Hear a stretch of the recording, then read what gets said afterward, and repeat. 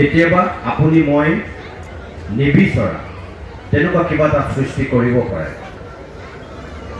সম্পৰীক্ষা কৰাৰ স্বাৰ্থত কিবা এটা নতুন বস্তু কৰিছে, দেখিবলৈ কিবা বেলেগ হ'ব পাৰে বা অলপ ধৰক আপোনাৰ মোৰ পচন্দ নহ'ব পাৰে, কিন্তু সেই বুলি যিজন সেই শিল্পটোৰ স্ৰষ্টা, যি তেওঁ সেইটো সৃষ্টি কৰিছে, তেওঁক সমালোচনাৰে থকা সৰকা কৰি দিয়াতকৈ, তেওঁক সেই কৰ্মটোৰ পৰা বাধা দিয়াতকৈ, তেওঁক আপোনালোকৰ অগ্ৰজনৰ দায়িত্ব আৰু কৰ্তব্য হ'ব লাগে যে তুমি এইটো নতুনকৈ অলপ ঠিক কৰা, এইটো আমাৰ কাৰণে সমাজে গ্ৰহণ নকৰিব, তুমি অলপ ইয়াত ৰিফাইন কৰা, অলপ ভাল কৰা। আৰু আমি সেইটোহে কৰা উচিত।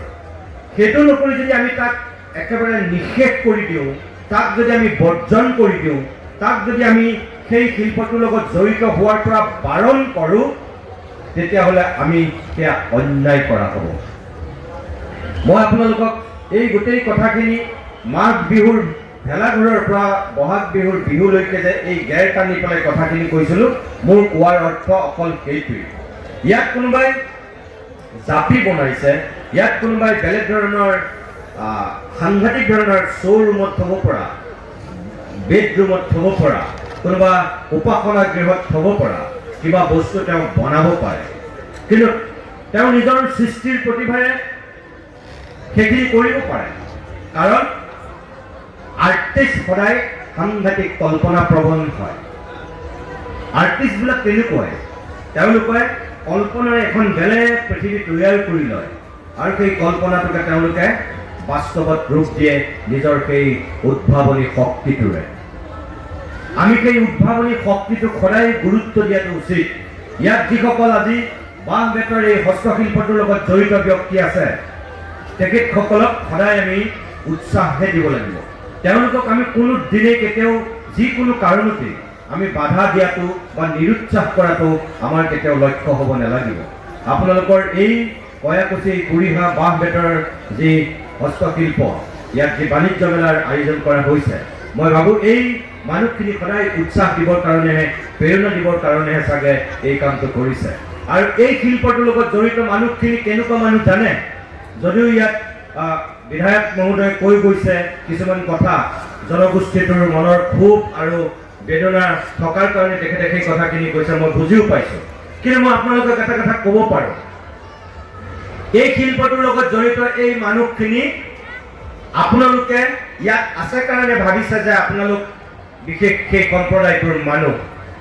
এই শিল্পটো ইয়াৰ পৰা ওলাই যোৱাৰ পিছত এই আপোনালোকৰ যিটো গুদাম, মই গুদাম বুলিয়ে কৈছোঁ, য'ত যোনে এইখিনি হস্তশিল্পখিনি নিৰ্মাণ কৰিছে, এই নিৰ্মাণস্থলীৰ পৰা ওলাই যোৱাৰ পিছত মই ভাবোঁ এই শিল্পটো একোটা চৰাইলৈ ৰূপান্তৰিত হয়। কিয়?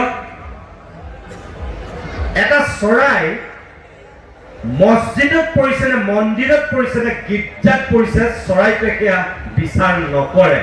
চৰাইটোৰ স্থান হ'ল সদায় আশ্ৰয়। চৰাইটোৱে কেতিয়াবা মছজিদৰ ওপৰতো পৰে, মন্দিৰৰ ওপৰতো পৰে, একেটা চৰাই গীৰ্জাতো পৰে। এই শিল্পটো সৃষ্টি কৰিছে এজন বিশেষ ব্যক্তিয়ে, কিন্তু সেইটো গৈ পেলাই চৰাইৰ দৰে মানুহজন হ'ব পাৰে তেওঁ খ্ৰীষ্টান, তেওঁ বনোৱা বস্তুটো আহি কেতিয়াবা হিন্দুৰ মন্দিৰত সোমায়, ইছলামৰ মছজিদত সোমায়, আপুনি মই গম নোপোৱাকৈ। মানুহজন মুছলমান, তেওঁ বনোৱা সেই শিল্প কৰ্মটো গৈ পেলাই কিন্তু মন্দিৰৰ চূড়াটো স্থান ল'ব পাৰে, গীৰ্জাৰ কোনোবা ৱালত ওলমি থাকিব পাৰে। তেতিয়া সেইটো বিচাৰ কৰা নহয় যে সেই শিল্পটো কোনে প্ৰস্তুত কৰিছিল, কোনে বনাইছিল, বিচাৰ কৰা নহয়। চৰাইৰ দৰে হয় সেই শিল্প, য'তে ত'তে পৰে। গতিকে মোৰ কথা হ'ল যে আপুনি ইয়াত ইছলাম ধৰ্মৰ মানুহে বনাইছেনে, খ্ৰীষ্টানে বনাইছেনে, হিন্দু ধৰ্মৰ মানুহে বনাইছে, শিল্প সদায় শিল্পই, শিল্পৰ কোনো ধৰ্ম নাথাকে। মই সেইটোহে ক'ব বিচাৰিছোঁ। ৰাজনীতিয়ে শুনিবলৈ বেয়া, দুগৰাকী বিধায়ক আছে, মই তথাপিও কম, ৰাজনীতিয়ে সমাজ সদায় ভাঙে আৰু শিল্প আৰু সংস্কৃতিয়ে সমাজ সদায় গঢ়ে। কেতিয়াও এই শিল্পই, এই সংস্কৃতিয়ে, সাহিত্যই কেতিয়াও সমাজ নাভাঙে, সমাজ গঢ়ে। কিন্তু দুৰ্ভাগ্যৰ কথা, আমাৰ এতিয়া পৃথিৱীখনত এনেকুৱা কিছুমান আমাৰ ৰাজনেতাৰ নামত নেতাৰ সৃষ্টি হৈছে, যিবিলাকৰ উদ্দেশ্য একত্ৰিত কৰা নহয়, সমন্বয় আৰু শান্তিৰ বীজ সিঁচা নহয়, সম্প্ৰীতি আৰু সম্পৰ্ক মজবুত কৰা নহয়। তেওঁলোকৰ উদ্দেশ্য হৈছে সম্প্ৰীতি সমন্বয়তকৈ কেনেকৈ সংঘাতৰ বীজ সিঁচিব পাৰি, তেওঁলোকৰ উদ্দেশ্য সেয়া। কিন্তু এনেধৰণৰ এই শিল্পই, এই বাণিজ্য মেলাই, এই গ্ৰন্থ মেলাই, এই সংস্কৃতিয়ে, সাহিত্য মেলাই, এইবিলাকে সদায় কি কৰে? সম্প্ৰীতিৰ বীজ সিঁচে। ইয়াত সমন্বয় হৈছে, ইয়াত সম্বন্ধ হৈছে, ইয়াত সম্পৰ্ক মজবুত হৈছে। আৰু এই নিদৰ্শনটো আমাক কিন্তু এইখন অসমত যিসকল মানুহে আচলতে আমাক দেখুৱাব লাগে, সেয়া দেখুৱাই থৈ গৈছে। সংস্কৃতিৰ আধুনিক অসমৰ যিসকল নিৰ্মাতা, মই আগৰ কথা বাদ দিছোঁ, আমি শংকৰদেৱৰ কথা আমি বাদ দিছোঁ, এতিয়াৰ যিখন এই বিংশ শতিকাৰ আৰু এই একবিংশ শতিকাৰ যিখন অসম আমি দেখিছোঁ, আমি কাক কাক দেখিছোঁ? আমি জ্যোতিপ্ৰসাদক দেখিছোঁ, আমি বিষ্ণুমক দেখিছোঁ, আমি ভূপেন হাজৰিকাক দেখিছোঁ, আৰু আমি সৌ সিদিনাখন দেখিছোঁ আমাৰ মৰমৰ জুবিন গাৰ্গক, যাৰ মৃত্যুত কেৱল লক্ষ লক্ষ মানুহ গৈছিল ৰাস্তাত, যাৰ মৃত্যুত লক্ষ লক্ষ মানুহৰ সমাৱেশ গৈছিল। তাত কোনো হিন্দু নাছিল, তাত কোনো ইছলাম নাছিল, তাত কোনো খ্ৰীষ্টান নাছিল, আছিল কেৱল মানুহ আৰু মানুহ। কি ৰাজপথত, কি সৰু সজাই ৰখা সেই স্থানত, কি বিমানবন্দৰৰ পৰা সৰু সজাই পৰা সোণাপুৰৰ এতিয়াৰ জুবিন ক্ষেত্ৰলৈ, এই সকলোতে যিমানবিলাক লক্ষ লক্ষ মানুহ গৈছিল, তাত কোনেও হিন্দু বিচাৰি পোৱা নাছিল, মুছলমান বিচাৰি পোৱা নাছিল, খ্ৰীষ্টান বিচাৰি পোৱা নাছিল, জৈন বুদ্ধিষ্ট বিচাৰি পোৱা নাছিল। তাত আছিল কেৱল মানুহ, মানুহ আৰু মানুহ। এয়া কি? এয়া হৈছে সমন্বয়। কাৰণ জুবিন গাৰ্গ আছিল সংস্কৃতিৰ পূজাৰী। এই আজি ইয়াত যিটো হস্তশিল্পৰ বাণিজ্য মেলা হৈছে, এয়া কি? মই যে কৈছোঁ, ইয়াৰ এটা বস্তু গৈ পেলাই আপুনি ক'ব নোৱাৰে, ইয়াৰ কোনোবা এজন কাৰিকৰে নিৰ্মাণ কৰা এটা শিল্প গৈ কোনোবা দিনা আমাৰ পূবৰ হাতত পৰিবগৈ পাৰে। আমাৰ ভাৰতবৰ্ষৰ আটাইতকৈ এজন হিন্দু ধৰ্মৰ গোড়ামী ব্যক্তিৰ ঘৰতো গৈ সেই শিল্পটোৱে তাত স্থান পাবগৈ পাৰে। কোনো ডাঙৰ কথা, কাৰণ শিল্পৰ কোনো ধৰ্ম নাথাকে, সংস্কৃতিৰ কোনো ধৰ্ম নাথাকে, সংস্কৃতিৰ কাৰণে সকলো সমান, সংগীত সকলোৰে বাবে একেই। এইবোৰ কথা আমাক জ্যোতিপ্ৰসাদে শিকাই থৈ গৈছে, বিষ্ণুভাই শিকাই থৈ গৈছে, আমাক ভূপেন হাজৰিকাই শিকাই থৈ গৈছে, আৰু সেইদিনা জুবিনে শিকাই থৈ গৈছে। সেইকাৰণে জুবিনে কৈ গৈছে যে মোৰ কোনো ধৰ্ম নাই, মোৰ কোনো জাতি নাই, মোৰ কাৰণে মানুহেই ভগৱান। আৰু আমাৰ লক্ষ্য উদ্দেশ্য সেয়াই হ'ব লাগে। আপোনালোক যিখিনি মানুহ ইয়াত গোট খাইছে, আপোনালোকৰ প্ৰতি মোৰ অনুৰোধ সেইটোৱেই যে আমাৰ কাৰণে আমাৰ বিবেকবিলাকে, আমাৰ চিন্তাবিলাকে আমাক সদায় মনুষ্যত্ব শিকাইছে, আমাক মানৱতা শিকাইছে, আমাক প্ৰমূল্যবোধ শিকাইছে, আমাক জঘন্য যিবিলাক চিন্তা আৰু চেতনা, সেইবিলাক আমাক পৰিত্যাগ কৰিবলৈহে শিকাইছে। আমাক ধৰ্ম লাগে, ধৰ্মই আমাক উন্মাদ হ'বলৈ শিকোৱা নাই। ধৰ্মই আমাক কি শিকাইছে? উপাসক হ'বলৈ। আমি ধৰ্মীয় উপাসক হোৱাহে উচিত। কি ইছলাম, কি খ্ৰীষ্টান, কি জৈন, কি বুদ্ধিষ্ট, কি হিন্দু, সকলো ধৰ্মই আমাক শিকাইছে যে আমি এজন প্ৰকৃত ধাৰ্মিক হ'ব লাগে।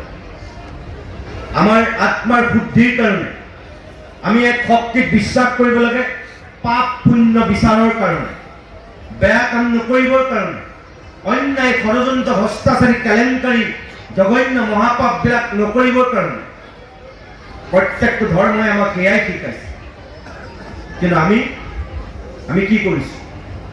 আপোনালোকে এটা কথা বিশ্বাস কৰে নে নকৰে নাজানো, মই নিজে বিশ্বাস কৰোঁ কাৰণে মই মানুহক এই কথাটোৱে কওঁ। কোনোবাই আল্লাহ বুলি ক'ব পাৰে, কোনোবাই গড বুলি ক'ব পাৰে, কোনোবাই ভগৱান বুলি ক'ব পাৰে, আৰু কোনোবাই মহেশ্বৰ বিষ্ণু শিৱ কিবা কিবি নাম দিব পাৰে, কোনোবাই বৌদ্ধ বুলি কয়। কিন্তু কি জানে, গড, আল্লাহ, ভগৱান, যিশু ৰূপ বেলেগ, নাম বেলেগ, কিন্তু মই ভাবো মহাশক্তি এটাই, কিন্তু এটাই মহাশক্তি। কুৰাণতো যি আছে, বাইবেলতো সেয়াই আছে, আৰু ভাগৱত গীতাটো মোটামুটি সেয়াই আছে। দুষ্টক দমন, শান্তক পালন, অধৰ্মৰ পৰাজয়, ধৰ্মৰ জয়, সেয়াই আমাক শিকাইছে। কুৰাণে সেয়াই শিকাইছে, বাইবেলে সেয়াই শিকাইছে, গীতা আৰু ভাগৱততো সেয়াই আছে। অলপ খালি শৈলীটো বেলেগ। মোৰ আপোনালোকৰ প্ৰতি অনুৰোধ সেইটোৱেই, কোনোবাই আপোনাক মোক আঘাত কৰিবৰ কাৰণে, মন বেয়া লগাবৰ কাৰণে নক'বলগীয়া কথা কৈছে, ৰাজনীতিৰ স্বাৰ্থত মানুহবিলাকক ভাগ ভাগ কৰিব বিচাৰিছে, কৰিবলৈ কিয়? কিমান দিনলৈ কৰিব? কিমান দিনলৈ কৰিব? জ্যোতিপ্ৰসাদে কৈ গৈছিল, আন্ধাৰ যিমানেই গভীৰ নহওক কিয় তুমি ভয় নকৰিবা, কাৰণ ৰাতিটো পুৱাবই। এইটোৱেই সত্য। যিমানেই আন্ধাৰ গহীন নহওক কিয়, গম্ভীৰ নহওক কিয়, যিমানেই অমাৱস্যাৰ আন্ধাৰে আপোনাক মোক আৱৰি নধৰক কিয়, আপুনি নিশ্চিন্ত থাকক, সেই আন্ধাৰ নোহোৱা হ'বই, কাৰণ সূৰ্য উদয় হ'বই, ৰাতি পুৱাবই। এইটোৱেই আচল সত্য। আৰু সেই সত্যটোৰ কাৰণে আমি অকণমান সময় খালি ৰ'ব লাগে, অপেক্ষা কৰিব লাগে। যিবিলাক ভয়াতুৰ মানুহ, যিবিলাক বিবেক শূন্য মানুহ, সিহঁতে তেতিয়া গণ্ডগোল কৰে, আন্ধাৰ দেখি ভয় খায়। কিন্তু যিবিলাক বিবেকবান মানুহ, যি জ্ঞানী, তেওঁলোকে কেতিয়াও ভয় নাখায়। তেওঁলোকে জানে যে অলপ সময়ৰ কাৰণে আন্ধাৰ আছে, এই আন্ধাৰ নোহোৱা হ'বই, পোহৰ আহিবই। মোৰ আপোনালোকৰ প্ৰতি সেইটোৱে আহ্বান।